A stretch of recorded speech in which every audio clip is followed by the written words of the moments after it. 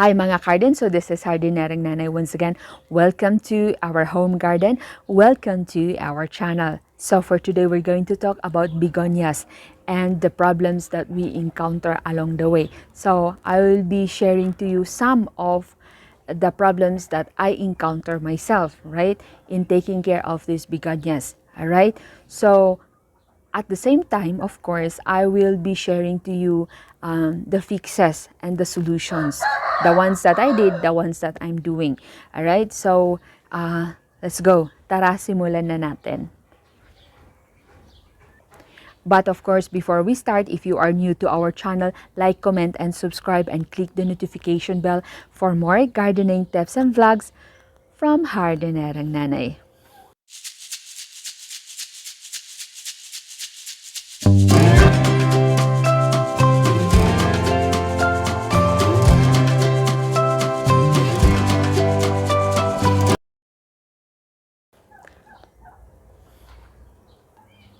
Alright, finish this video and you're going to learn something today. Hardinerang Nanay, what are the problems you encounter during propagation of your begonias? These are begonias under propagation. I am doing this technique to avoid casualties. Because before, I just, tinutusok ko lang sila sa lupa. I just, put them in the soil, plant them like that, and then water it.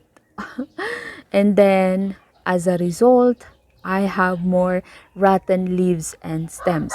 This one, through this process, I am avoiding lesser rot actually, and I am achieving successful 100% propagation. Okay, let us try to open one. This is a leaf propagation. This one is almost 1 month already in this bottle, in this plastic bottle. The soil medium is the coco peat. All right, so I did not water this one yet because the coco peat is moist already, and you see it is a self-watering bottle. See that one? Okay, so let's open this one and see if it has roots already.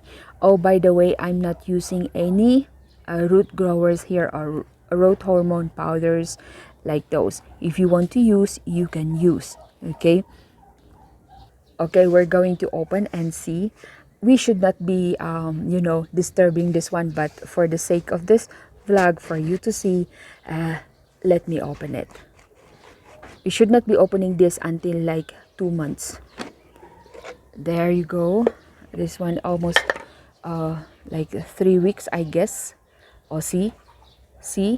Hindi siya nabulok. Hindi nabulok yung leaves niya. So, we're going to see if it has roots already. Okay? Oh, but I'm afraid. I'm afraid that we will be disturbing it. But, wait lang. Alright, we will just see if it has roots, okay? Wait. Where? It cannot be seen. There, I can see the roots. Meron siyang roots. How do you do that? Wait lang.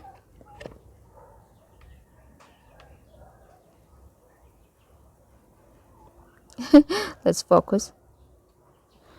There, it has roots, so tiny roots. There, where is that? There, it has roots. Okay, let me show you the other technique that I had been doing before, which I can say it's not a successful one. Mas maraming casualties. There are more casualties than the ones that are enclosed in a bottle. See this one, right? See, it's not a successful one. Okay, that is why I tried to use or enclose them in a bottle for more successful propagations. Okay, this one, they can be rotten also, like these ones. Okay, because here I keep on watering them because the soil keeps on drying also. Okay, so the advantage of being enclosed in the bottle, the moisture is always maintained. Okay, you can see now the difference of enclosing the propagations of your begonias. Okay, because the moisture is always maintained, it does not dry up. Okay, see this one, especially these kinds, the iron cross. Oh, this one, if you don't do this enclosed one, it will always dry up unless you do the other technique, which is the weak mop technique. Okay, they are doing that. I'm not still doing that, but I will soon try it. Okay, so this one, this is what I do. This is already 2 weeks in this bottle, and see the leaf is still okay. All right, it does not rot, it stays firm. Sa bottle na to, in this bottle, there are a lot of things happening inside. Alright, the condensation, remember the experiment natin sa science noon, yung elementary pa tayo, we know that already. Yung mga condensation and then precipitation. That is why I call this self-watering bottle, okay? Just like the terrariums, when it is closed, self-maintaining na yung mga terrariums, okay? It also applies to this one. Just make sure that you are using the coco peat, okay? The coco peat helps the rooting process faster. So this one, I'm not using any root growing hormones like those. If you want to use, go ahead. Kung gusto nyong gumamit, walang problema. Okay, so this one, I'm going to update you soon. Alright, so we're going to wait for, let's say 2 months more. I have another one here. Okay, this is a container that I covered with this black one. You can use also the clear plastic if you wish. So here we go. We're going to open this one. Okay, I placed this one in an area wherein shade siya, pero hindi naman sa kasuluk-sulukan. Okay. So ito, you can use a clear plastic. So there we go. Actually, it's the Begonia Blanco Day. So that one. Kasi yung tinanim ko dun sa labas na walang cover, nalanta yung leaves. So, see, isang buwan na sila dito ha. Pero, see, hindi nalalanta yung leaves. Okay, so wag lang natin silang gagalawin. So, ngayon ko lang sila inopen just for you to see, guys. Okay, so yan. See? See? And then, also may isang pig skin dito eh. There one. There you go. That's it. So, this one, 1 month na sila, no? So, probably or sana maging successful ito, and then we're going to wait for another 1 month and check if may mga roots na sila. Okay? We pray that this one will be successful. Okay? There we go. Actually, wala pang dilig ito. Okay? Kasi yung nilagay kong coco peat, yung moist talaga siya. Right? See? This one is sunburn. Alright, so I have this, this is already anak ng mga, nauna pang mga iron cross ko. So, yung iba, may mga bagong owners na sila. So, binili na nila. So, this one, ang tagal natin na maparami ito. So, I thought that if I put it in an area wherein it receives, at least 1 hour of sunlight or 2 hours of sunlight under a filtered light with a net, okay, inside a greenhouse with a net. So I put it in an area like receiving 1 hour of sunlight every day. But what happened? There you go. there is a sunburn. Okay, so that means this kind of begonia, this iron cross, does not like, you know, to be in a longer exposure, or I should say in an area wherein it receives sunlight, even though if it is a filtered light. Okay, so just put this in an area with, in a shade, not keeping it with very low light, pero in a shade wherein there is a good circulation of air. Okay, it will survive. Okay, that is a different kind of begonia. It's a special care. That is why it's a little bit expensive. Okay, because it's very hard to propagate that one, and slow growing like that. And then also, what else? What are the other problems that we encounter? Fungi.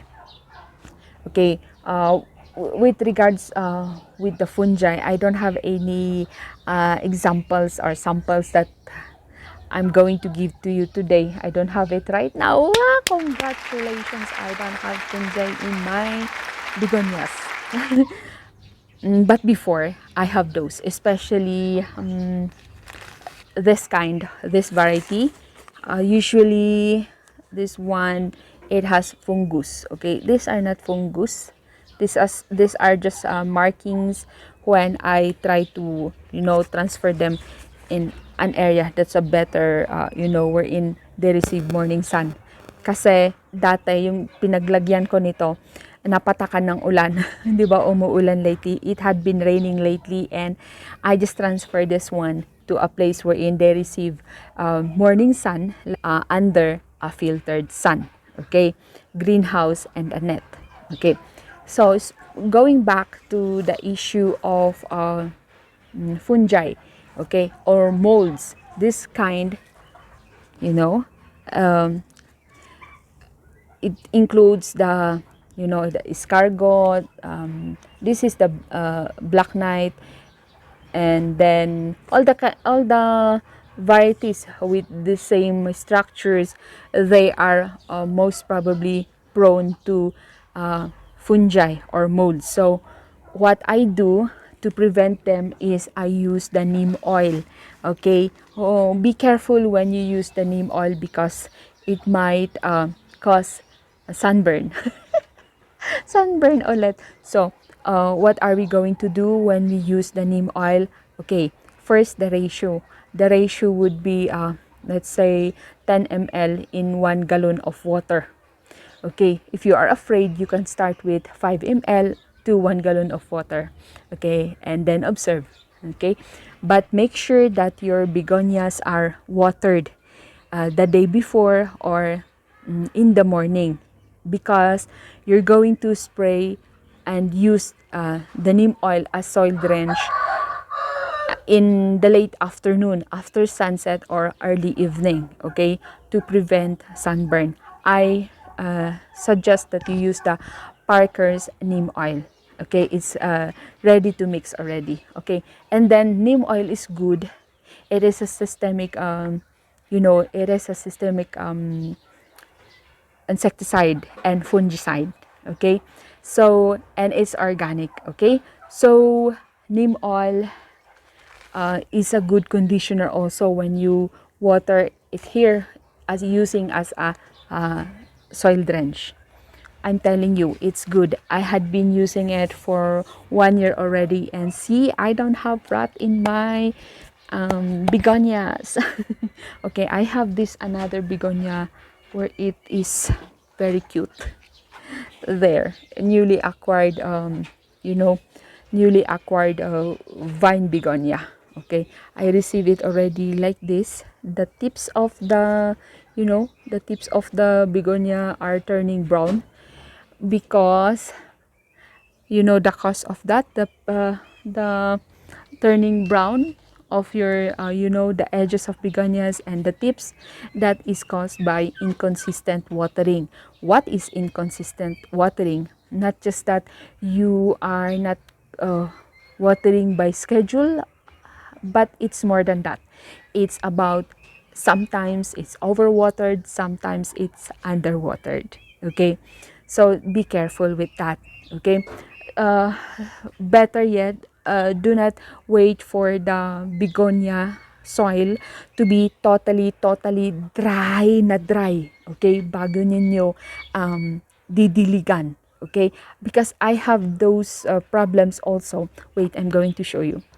I have here a begonia wherein I thought it's okay not to water this week because it's raining and yung lugar na kung saan nilagay ko ito ay medyo napapatakan ng ulan. Eh hindi pala. Alright? Yun. So, I have this problem with this. Okay?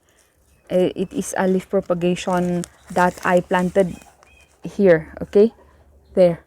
So, this is the old leaf. But then, good thing actually that it is the old leaf. But then, either it is an old leaf already that it withers. Okay? It's turning brown. Or it is caused by inconsistent watering. Because if you really make it, totally dry yung lupa bago natin didiligan, nagkakaroon talaga ng brown tips or the edges of your begonias are turning brown.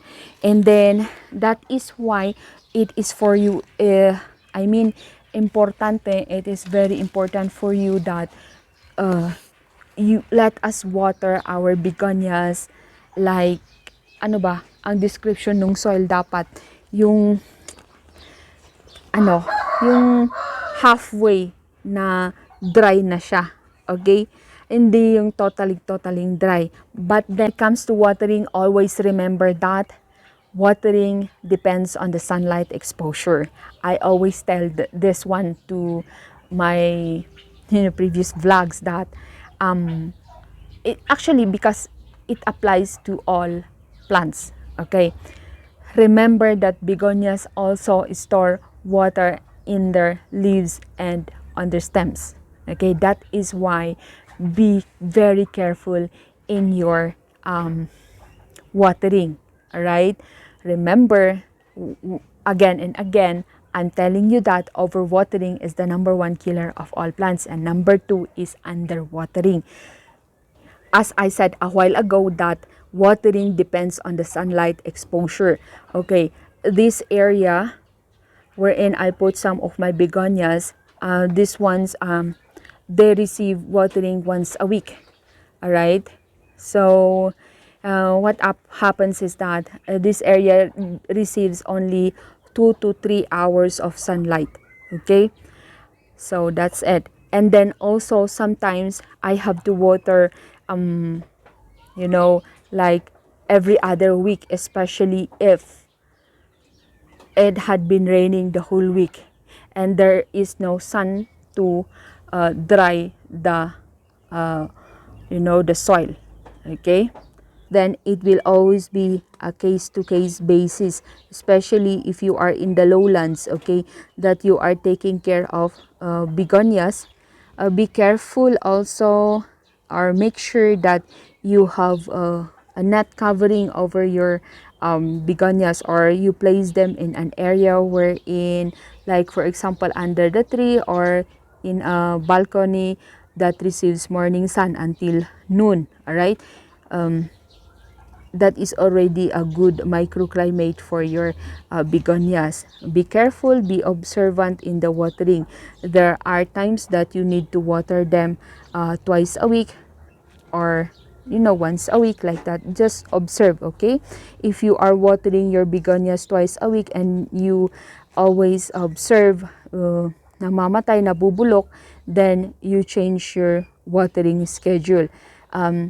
The same thing that I recommend, that you water your begonias early in the morning, not evening, not in the noon, at noon I mean. Paano naman hardinerang nanay yung mga begonias ko na nakakatanggap ng 6 hours to 8 hours of sunlight under a filtered light? You have to observe, okay, if it dries up easily or it had been wilting, browning tips like that, you have to observe also.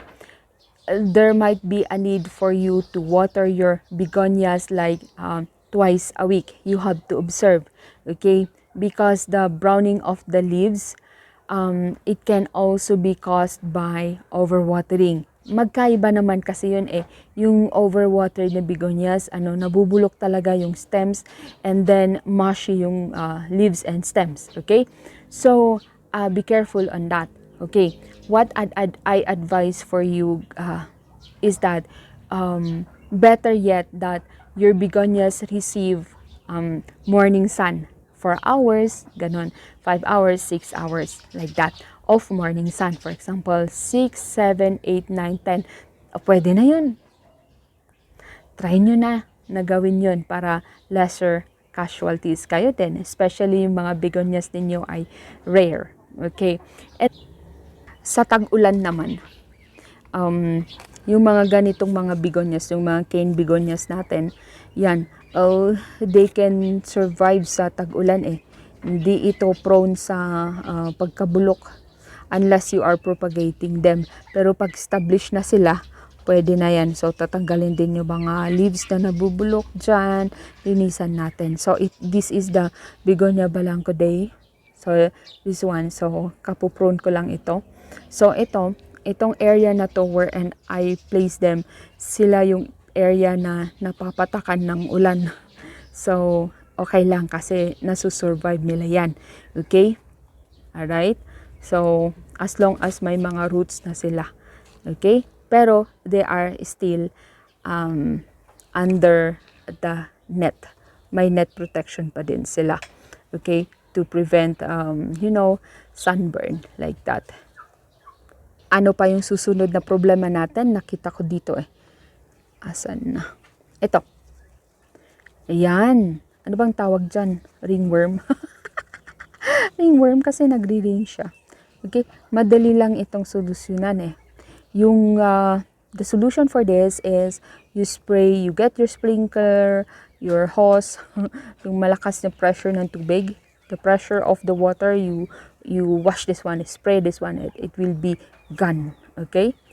And then, what else? See this one. This one, it has brown tips, right? So, you see the soil, it's very, very dry. See? Okay? That is my fault. Because I thought this one, naulanan siya, kaya hindi ko siya dinilig. I thought the rain water, this one, it's mali pala. So, ang dami ngang namamatay sa akala. Yan, di ba? So, I got to water this one. Oh, see? It's underwatered. For this one, a caterpillar eat this one. Alright? So, one thing to prevent this one is spraying neem oil because it kills the larvae. One thing or another thing that you prevent this one is to spray with 7. Okay? But the 7 insecticide is, you know what? It can leave white marks on your leaves. If it's okay with you, then go ahead. You can spray with 7 just to kill the, the caterpillars or the eggs. Okay, the larvae. That's it. And another one that eats your begonia leaves, the slugs and snails. Okay, you can use the bayonet to prevent the slugs and snails. Okay. So, tag-ulan, meron mga lumulusot kay hardinerang nanay na mga snails. Okay? So, kailangan ko ulit maglagay ng bayonet sa around ng ating garden. Okay?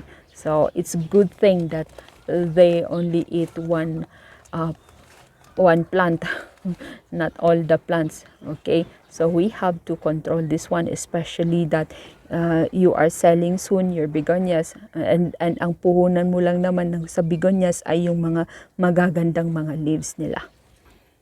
Another thing that to prevent the rotting of the the begonia plants, especially if they are babies, like this one. Okay, there are uh, instances that namatayan ako ng black mamba dahil sa rat, okay, dahil sa fungi, okay, or molds, okay. Like this one, the small plants are prone to rat. Okay, nabubulok yung buong plant. So, we have to be careful also and take note. We have here a soil mix, here, a soil mix with pumice. Yun, no, pumice yan. So, meron akong nilagay na pumice. Add pumice like 25 to 30% of pumice in the soil. So, to prevent, soggy soil like those. So, always aim for well-draining soil, okay, with lots of organic matter. One organic matter that the begonias here in Benguet loves is this one, the composted leaves. This one with the most composition of this one is the alnos tree leaves, okay. It is found under the trees in the forest floor. So this is good. If you add to your soil mix, it makes your soil well draining. But do not use the pine tree needles, okay. It is more acidic, like that. And then what else? Do not use the pine needles in your plants, because pine needles are a higher of acidity. If you are in the lowlands, better use the carbonized rice hull, okay. Because carbonized rice hull act as a good soil conditioner, all right, and it has more nutritional value rather than the raw ones, okay. If you find your begonias not growing, stunted growth, oh, better yet, change the soil into a more nutritious one. You can add vermicast to your soil mix, loam soil like those, and of course pumice, all right. And then also you can make vermicast tea, bat guano tea, all right. Everything that I'm telling you, the vermicast and the bat guano, they are in Shopee. If for us that the cow manure is available around us, we can use those ones. And then horse manure, mga ganun. So pwede tayong gumawa, or we can make a compost tea to water our begonias. So I have here a bat guano compost tea on progress, I mean. This one, I have to wait for this one to to be soaked for 48 hours. And then today is Saturday, Monday I'm going to water my begonias, okay. I'm going to add also molasses here, okay. So this water is a tap water, and then I already sit this one for overnight before I put or add the bat guano. Alright, for the compost tea, either it is a bat guano or a vermicast compost tea, application of that is during summer, twice a month. And then for the rainy season comes August or July, August to October or November, that would be once a month or every 2 months, okay. You can also use the Osmocote slow release fertilizers. Mga garden, hope you have learned something today. Like, comment, and share, and click the notification bell for more gardening tips and vlogs from Hardinerang Nanay. Tianog kabasan muan, God bless us all.